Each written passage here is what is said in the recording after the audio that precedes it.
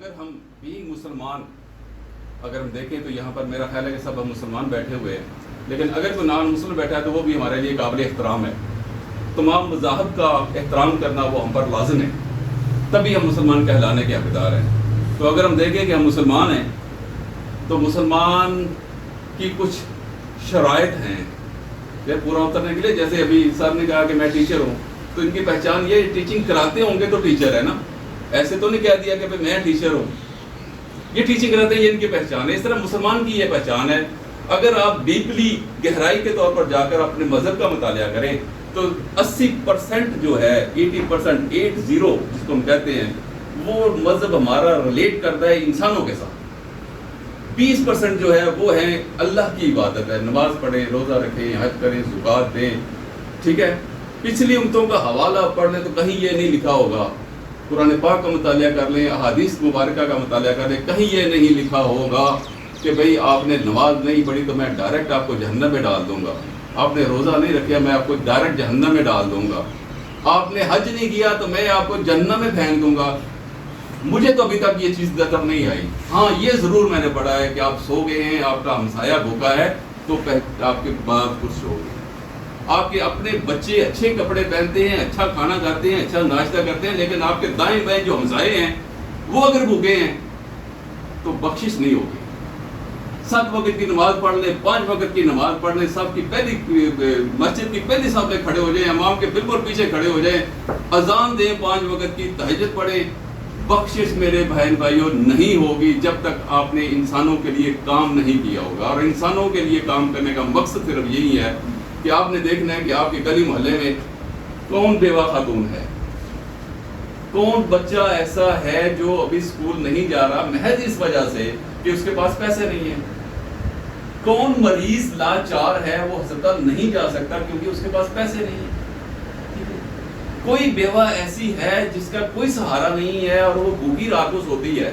کبھی سوچا ہے اس بارے میں آپ نے؟ مجھ سمیت کسی نے نہیں سوچا ہوگا. میں یہ نہیں کہتا کہ میں بڑا ولی اللہ ہوں، میں بڑا سوچتا ہوں، میں سمیت کسی نے نہیں سوچا ہوگا. ہم کیونکہ اپنے اپنے دائرے میں رہ رہے ہیں، ہمارا ایک خول ہے نا، اسی خول میں ہم زندگی گزار رہے ہیں. اس کے باہر ہم نے نکل کر کبھی دیکھا ہی نہیں ہے کہ زندگی اور حالات کیا ہے. جب اللہ رب العزت فرما رہے ہیں کہ بھائی ایک انسان اگر آپ سے خوش ہو گیا تو ہو سکتا ہے وہی آپ کے لیے بخشش کا سبب بن جائے، لیکن ہمیں رکاوٹ بنتی ہیں کچھ چیزیں. ہماری ایج جس کو ہم یوتھ کہتے ہیں، خون بڑا گرم ہوتا ہے. وہ چھوٹو جی غریب کا کیا ہے، وہ کماتے ہیں جی، بڑے کماتے ہیں جی، بڑے کھاتے ہیں جی. وہ بیوہ یہ بہانے بازی کر رہی ہے یار، وہ یہ جان بوجھ کر بچوں کو نہیں بھیجتی کیونکہ اس کی کمائی کھانا چاہ رہی ہے. یہ وہ الفاظ ہیں جو شیطان ہمارے ذہن میں ڈالتا ہے، ہمارے دماغ میں ڈالتا ہے اور ہم اس کی پیروی کر رہے ہوتے ہیں. تو یہ زیادہ گہرائی میں نہیں جاتا کیونکہ میں ٹائم بڑا میرے پاس شارٹ ہے. تو یہ جو پروگرام ہم کرنے جا رہے ہیں جس کے لیے آج آپ کو یہ یہاں بلایا گیا ہے، میں تو ایک ہی لفظ استعمال کرتا ہوں کہ آپ سلیکٹڈ لوگ ہیں. آپ خود نہیں آئے یہاں پر، فیاض بھائی نے آپ کو یہاں نہیں بلایا. پیغام ضرور دیا ہوگا کہ بھئی آئے، کوئی بندہ آیا ہوا ہے وہ ہمیں کچھ باتیں بتائے گا، ان کی باتیں سن لیں. لیکن الٹرنیٹو یہ اللہ کی طرف سے آپ کے دماغ میں یہ بات آئی ہے، چلو یار اس کی بات سن لیں، وہ پروگرام دیکھیں، ہو سکتا ہے ہمیں 4 پیسے مل جائے اس کام کے عوض. لیکن اگر آپ یہ کام کر جاتے ہیں جو ہم آغاز کرنے جا رہے ہیں آپ کے بونگا حیات میں، 100% کہہ رہا ہوں، بڑی ذمہ داری سے یہ میں بات کہہ رہا ہوں کہ آپ کو اس کا اجر اللہ تعالیٰ ضرور دے، اس کا ثواب ملے گا. کیونکہ آپ غریب لوگوں کے لیے کام کرنے جا رہے ہیں، آپ یتیم لوگوں کے لیے کام کرنے جا رہے ہیں، آپ بے سہارا لوگوں کے لیے کام کرنے جا رہے ہیں، آپ ان لوگوں کے لیے کام کرنے جا رہے ہیں جن کے پاس علاج معالجے کے لیے پیسہ نہیں، آپ ان لوگوں کے لیے کام کرنے جا رہے ہیں جن کو رات کو کھانے کو بھی نہیں ملتا. میں حقیقت بتاتا ہوں، ہم لوگ، میں بھی کسی دور میں یہ کہتا تھا کہ غربت ہے ہی نہیں پاکستان میں، بالکل غربت نہیں ہے، یہ سب بکواس کرتے ہیں. میں نے غربت کو اپنی آنکھوں سے دیکھا ہے. آپ کے اس بستی میں، بڑے سے شہر میں، پھگاڑا میں کام کیا ہے. وہاں پر میں واقعہ کوٹ کرنا چاہ رہا ہوں آپ سے. وہاں کے امام مسجد تھے، انہوں نے کہیں سے میرا نمبر لے لیا اور 3-4 دفعہ انہوں نے مجھے کال کی کہ جناب آپ آ نہیں رہے، آپ جس دن انہوں نے میں نے ان کے ساتھ وعدہ کیا تھا کہ میں آؤں گا، میں نہیں پہنچ سکا، میں دوسرے دن گیا ان کے پاس، وہ مجھے مسجد کے باہر ملتے ہیں، کیا کہتے ہیں، ملک صاحب آپ کے لیے بوتل منگوائی تھی، رونا آتا ہے یقین کریں مجھے، وہ میں نے چھپا کے رکھی آپ کے لیے اپنے بچوں سے، تو گھر میں اتنے پیسے نہیں ہے کہ میں اپنے بچوں کو کبھی کولڈ ڈرنک پلا سکوں، تو میرے بچوں نے وہ چوری چوری مجھ سے وہ پی لی ہے۔ یہ غربت کا معیار ہے، یہ غربت کی سطح ہے جہاں ہم زندگی گزار رہے ہیں، ہم ٹھاٹ باٹ سے بڑے کلف لگے کپڑے پہن کے باہر جاتے ہیں، کبھی ہم نے نہیں دیکھا کہ ہمارے ارد گرد کیا ہو رہا ہے۔ کیا یہ ہماری ذمہ داری ہے کہ ہم تو عیاشی کریں؟ ذمہ داری ہے نبی پاک صلی اللہ علیہ وسلم کے حدیث کا مفہوم ہے کہ خدا را کا ایسا حکم نہ آ جائے کہ مسائل جو ہیں وہ آپ کی پراپرٹی کا حصہ دار بن جائیں۔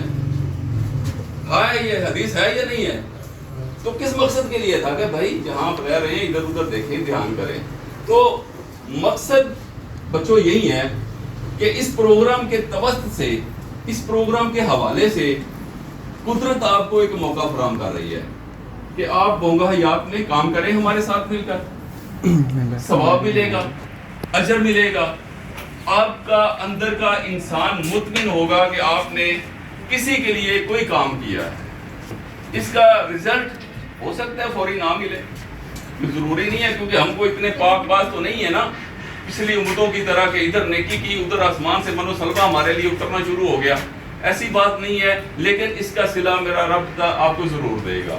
تو آپ سے درخواست یہی ہے کہ اس کام کو ایک ایز اے جاب سمجھیں، ایز اے خدمت کریں، ایز اے اپنے علاقے کے لیے کریں، لیکن ایز اپنے بونگا حیات کی بہتری کے لیے اس کام میں ہمارا ہاتھ بٹائیں۔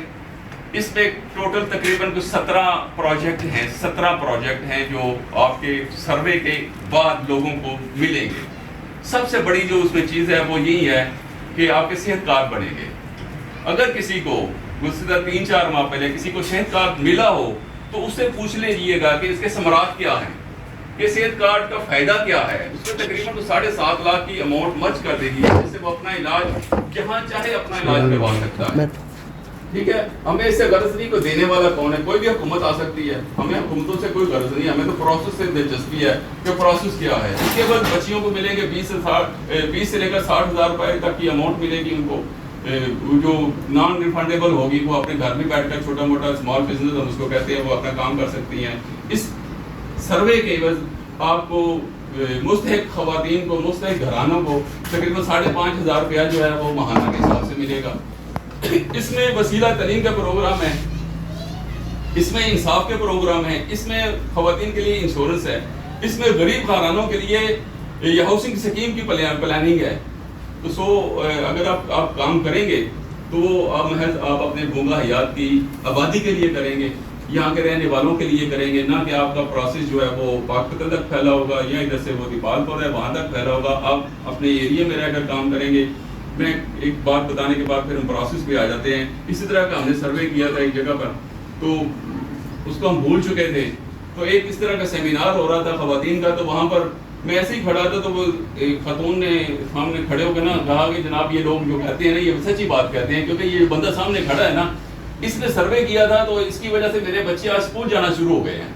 تو اس وقت مجھے نہیں پتا تھا کہ وہ مجھے پیسے بھی ملے تھے کہ نہیں ملے تھے، اس سروے کی بس میری خدمت کیا ہوئی تھی، لیکن یہ تھا کہ میرا انسان، میرا ضمیر مطمئن ہو گیا تھا کہ میں نے کوئی کسی ایک کے لیے تو اچھا کام کیا ہے نا، سینکڑوں ہزاروں دسوں چھوڑ دے سب کو، کسی ایک شخص کے دل سے بھی آپ کے لیے دعا نکل جائے گی تو میں سمجھتا ہوں کہ وہ آپ کے لیے نجات کا سبب بن سکتا ہے۔